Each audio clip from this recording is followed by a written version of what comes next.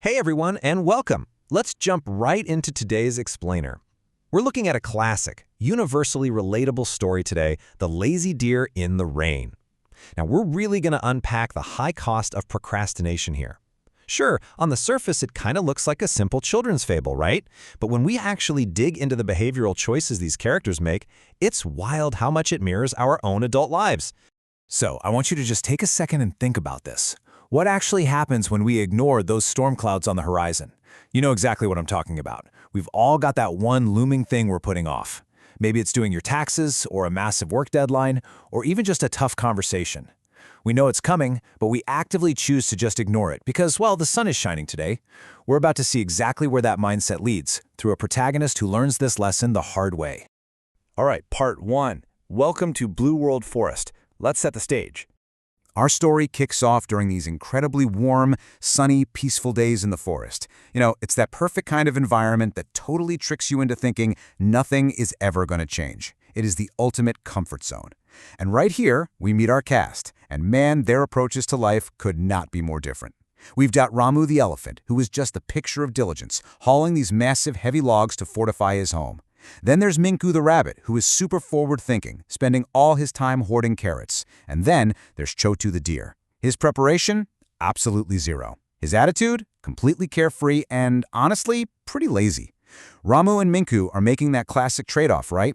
Short-term effort for long-term security. Meanwhile, Chotu is basically treating every single day like it's a Saturday afternoon. Which brings us to Section 2, the illusion of time and that false sense of safety.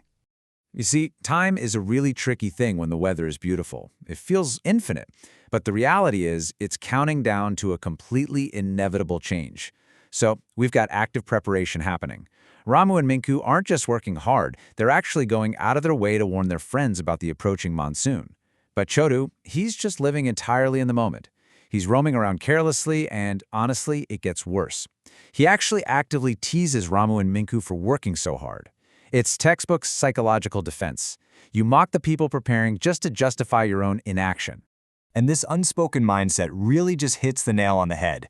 Why work now when the sun is shining? I mean, that is the ultimate procrastinator's trap, summed up in one sentence. Chotu is totally blinding himself to the changing seasons simply because the present moment feels way too comfortable. He's making the mistake of thinking this sunny weather is permanent. He literally looks at his hardworking friends and thinks they're fools for ruining a gorgeous day with heavy labor. But as we all know, the sun absolutely does not shine forever. And that leads us to Section 3. The monsoon strikes, and reality finally sets in. Boom. That illusion of infinite time, completely shattered. Day 1 hits, and the heavy monsoon's rains begin. Suddenly, this isn't some distant, theoretical threat anymore. By day 2, water levels are rapidly rising all across Blue World Forest. And then, day 3, Chotu's totally unfortified cave floods completely, just like that. It's wild to see how quickly a complete lack of planning spirals into a full-blown disaster. While Ramu is perfectly safe behind his heavy logs, and Minku is sitting pretty with his stash of carrots, Chotu experiences this total, rapid collapse of his living situation. The preparation phase is officially over, and the crisis phase is here. The contrast here is honestly just devastating. Chotu is left entirely hungry, homeless, and stuck out in the pouring rain. Think about it. Just a few days ago, he was carefree, teasing his friends, having the time of his life. But because he didn't put in the work when he had the chance, his unfortified cave was completely wiped out by the floodwaters. He's totally exposed to the elements now, living through the immediate painful consequences of picking short-term ease over long-term survival.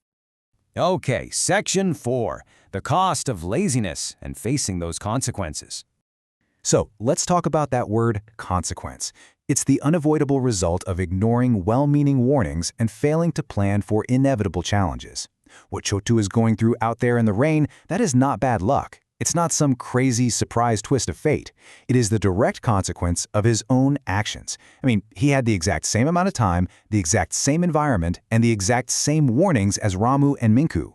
The only difference was his choices.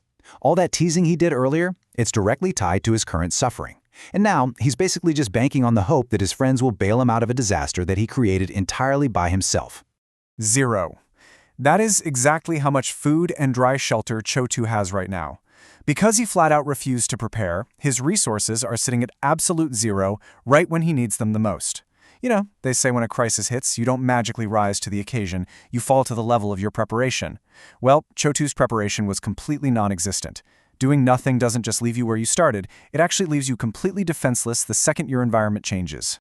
Moving into our final part, Section 5, the universal moral and the lessons for all of us. Let's take this story out of the forest and break it down into 3 really actionable steps for our own lives. Step 1. Anticipate the coming rain. You have to acknowledge that the sunny days just aren't going to last forever. Look ahead, identify those inevitable challenges on your own horizon. Step 2. Prepare your logs and carrots right now. Maybe that means building up an emergency savings account, or getting started on a massive project weeks before it's actually due, or just having that tough conversation early. You've got to do the heavy lifting while the weather is still good. And finally, step 3. Never ignore wise warnings. Seriously, if the people around you are actively preparing for something, pay attention. Don't mock the diligent ones, learn from them. Which brings us to the final thought I really want to leave you with today. Are you actively preparing for the rain, or are you just enjoying the sun? It sounds so simple, right? But your answer to that question completely dictates whether you'll be safe when the monsoon hits or left out in the cold. So, let's all take a page from the Lazy Deer's book today. Start gathering your logs now. Thanks so much for hanging out with me for this explainer, and definitely take these insights with you into your week.